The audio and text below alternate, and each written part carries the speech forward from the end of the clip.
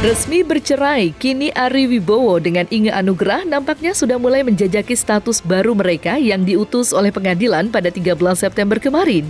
Teringat kembali akan permasalahan yang terjadi antara dirinya dengan Inge, Ari yang saat ini sudah berani menguak beberapa fakta pun turut membeberkan kekecewaan kedua anaknya atas kebohongan yang dibuat oleh Inge selama persidangan berlangsung. Namun demikian, Ari yang memegang penuh hak asuh anak nampaknya masih sangat memuliakan Inge Anugrah, sebagaimana Inge merupakan ibu dari kedua anaknya, Kenzo dan Marco. Lantas, seperti apa pesan yang coba disampaikan Ari untuk Inge Anugrah? Dan seperti apa pula Ari menyikapi status barunya tersebut?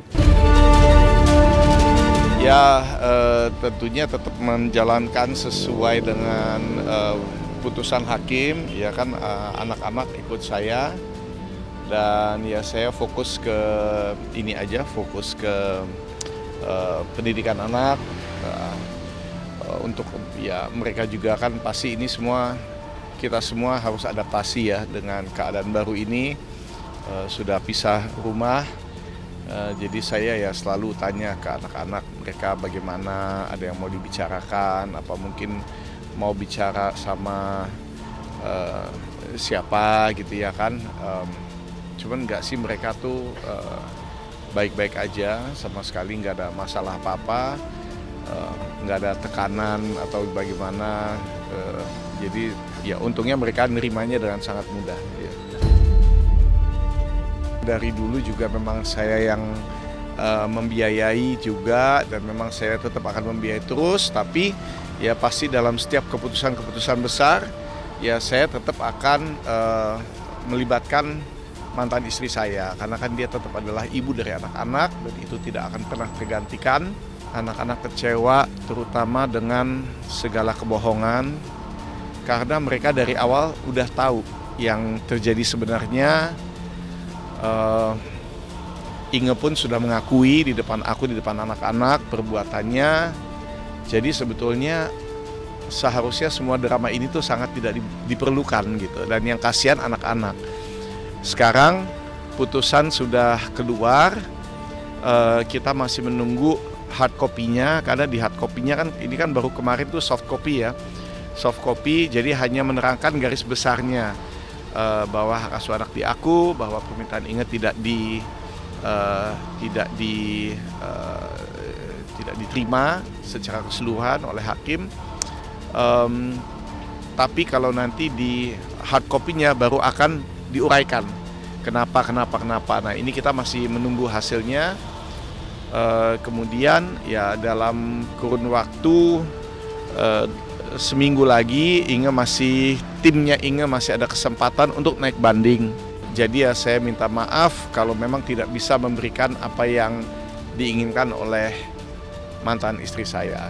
Semua ini juga seizin Tuhan, dan saya percaya kita tidak akan dicobai melebihi kesanggupan dan kemampuan kita untuk menghandle masalah ini. Jadi tetap dalam segala sesuatu saya bersyukur, dapat pelajaran penting, juga apa ya, ya lebih humble ya kan, menerima aja apa yang sudah terjadi, karena semua ini kan ya les yang berharga buat kita gitu. Tentunya berterima kasih karena berdasarkan fakta, berdasarkan bukti, saksi mata, akhirnya permintaan dari pihak kita tuh semua dikabulkan secara utuh. Ya mudah-mudahan dari sini ke depannya ya berusaha untuk menjadi single parent yang baik. Tetap kita co-parenting, dari aku bersama Inge, co-parenting anak-anak, tapi ya dari atap yang berbeda tentunya pastinya gitu. Ya tentunya ini sesuatu yang pengalaman yang baru buat saya, belum pernah saya alami sebelumnya. Makanya tetap mohon doanya supaya bisa menjadi single parent yang baik, yang bertanggung jawab untuk anak-anak, dan itu tetap menjaga co-parenting juga. Berbeda dengan Ari, pasca putusan cerai kemarin, Inge yang tak sempat hadir di persidangan, nyatanya tengah asik dengan kesibukan barunya sebagai instruktur senam. Mengaku aktif dalam bidang yang saat ini ia geluti, Inge yang kini tampil dengan body goals layaknya anak muda, menjadikan kegiatan yang ia lakukan sebagai motivasi untuk kaum hawa yang ingin mempunyai body goals sama seperti dirinya. Turut membagikan tips bagaimana menjalani hidup sehat, maka seperti inilah penampilan Inge Anugrah saat menjadi instruktur senam. Sebenarnya aku dari dulu banget emang udah aktif banget sih anaknya, suka pecicilan ini itu. Tapi aku sempet dulu fokusnya kardio doang. Nah saat aku fokusnya kardio doang, sempet kena ke lutut. Nah itu aku disuruh istirahat sekitar 3 bulan. Dan itu penderitaan banget buat aku, karena kan biasa aktif. Sambil aku istirahat, sambil aku belajar mempelajari kenapa nih, aku kan olahraga pengen sehat bukan pengen cedera. Akhirnya aku belajar pentingnya punya massa otot, dan dari situ aku mulai belajar pakai beban, latihan ke gym, pakai PT. Jadi setiap PT ajarin apa, aku serap tuh ilmunya, aku tanya ini, itu aku catat semuanya sampai akhirnya aku dalemin sendiri. Terus aku merasa perbedaannya buat tubuh aku, karena aku ngerasain banget dulu zaman aku cuman kardio doang, yes. Aku kurus, tapi kurusnya ada istilahnya namanya skinny fat, itu nggak kenceng, jadi kurus tapi masih kayak flabby gitu. Dan kalau udah main beban, kamu akan kelihatan lebih tone, lebih kencang gitu. Dan untuk kamu untuk naik turun berat badannya tuh lebih susah dibanding yang cuma kardio doang. Gampang banget naik turun berat badan. Aku ambil certified-nya di 2018 deh.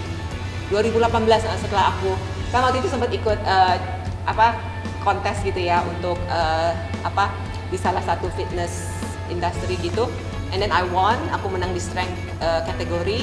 Lawan aku 2 cowok, aku cewek dan aku menang. Wah itu aku pikir wah sesuatu banget nih, dan aku pengen menginspirasi cewek-cewek gitu loh. Aku juga pokoknya aku pegiat olahraga, aku suka olahraga basically, dan aku mau bagiin ke teman-teman bahwa terutama cewek-cewek ya, penting banget punya muscle mass. Jadi jangan takut untuk punya otot, karena itu yang akan ngelindungin kamu dari bahaya osteoporosis. Jadi dengan bertambahnya usia, kolagen kita berkurang produksinya, dan tulang kita juga semakin keropos, jadi harus punya otot untuk melindungin gitu loh. Jadi bikin otot itu susah banget, nggak gampang. Jadi jangan takut untuk main beban, kamu nggak akan menjadi kayak Hulk itu, susah. Cewek itu nggak punya hormon ke sana, tapi at least kalau kamu punya otot, kamu jadi lebih sehat, kamu terlindungi tulang-tulang kamu. Jadi nanti pas tua juga nggak masalah lutut, nggak masalah ankle, hal-hal seperti itu gitu.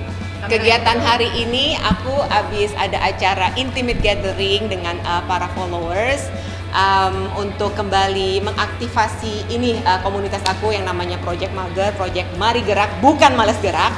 Jadi kalau sebelum pandemi memang sering banget aku bikin event almost every 3 months. Setiap sebulan sekali tuh at least kita ada trekking, ada yoga, and then biasanya after yoga teman-teman pada bawa makanan, jadi kita potluck bareng. Terus kalau big eventnya tiap 3 bulan. Nah ini pengen diaktifasikan kembali supaya bisa menginspirasi teman-teman di luar sana untuk yuk hidup sehat lagi, gerak, karena kesehatan itu sebenarnya nggak mahal asal kamu mau disiplin untuk bergerak. Bersamaan dengan status single parent-nya, dalam kegiatan kali ini, Inge yang ditemani oleh para kerabat satu komunitasnya pun turut menggelar acara liwetan. Tentu dengan adanya gelaran tersebut bisa dikatakan bahwa Inge nampaknya sudah move on dari masa lalu dan siap menjalani hidup sebagai single parent. Lantas, seperti apa reaksi Inge Anugrah melihat hak asuh anak yang dimenangkan Ari pada persidangan kemarin? Dan benarkah pula pihak Inge Anugrah kini berniat mengajukan banding atas keputusan tersebut? Keputusan kemarin intinya ya semuanya sudah terjadi sesuai apa yang aku udah doakan selama ini, bahwa ya udah saatnya kita berpisah, dan hubungan aku dengan anak-anak tetap baik. Setiap hari Minggu kita pasti makan malam bareng. And then kalau pas aku nggak lagi ada kerjaan, aku ketemu anak-anak di gym. Mereka selalu nge-gymnya sore karena kan pulang sekolah sekitar jam 5 gitu. Jadi kita ketemu di gym. Sometimes kalau misalnya aku nggak bisa ya nggak ketemu di gym. Tapi yang udah pasti ketemu setiap hari Minggu malam makan malam bareng. Seperti apa? Sebenarnya awalnya banget sebelum kita decided masukin paper, aku sudah bilang sama anak-anak juga sama mantan juga bahwa emang lebih baik anak-anak tuh tinggal di rumah baru itu, karena pasti segala sesuatunya lebih baik buat mereka compare sama aku yang saat itu belum tahu mau tinggal di mana kan. Jadi aku udah bilang it's better for you guys to stay there, dan sekolah juga jadi deket segala macam kayak gitu-gitu. Tapi aku udah bilang bahwa tetap cintanya mami, cintanya Dedi nggak akan berkurang, cuman mami Dedi pisah tempat aja. Itu sebenarnya kan karena si lawyer aku bilang, Mbak Inge ini bisa nih kita ajuin hal ini. Aku sebenarnya sebelumnya nggak tahu akan itu. Tapi dia bilang menurut undang-undang bisa ajuin kayak gini katanya. Oh gitu ya, aku bilang ya terserah aja, yang terbaik aja, aku bilang gitu. Karena basically memang sudah 3 bulan terakhir aku hidup sendiri. Sudah 3 bulan terakhir aku bener-bener berdiri di kaki diri aku sendiri. Semua bayar sendiri, apartemen, beli mobil, cicil mobil segala gitu. Jadi udah terbiasa sebenarnya. Cuman jadi kemarin yang tanggal 12 itu legal aja, papernya aja gitu, udah legal gitu. Tapi aku sendiri udah terbiasa dengan banyak bekerja. Kalau kata Mel, pejuang cuan halal.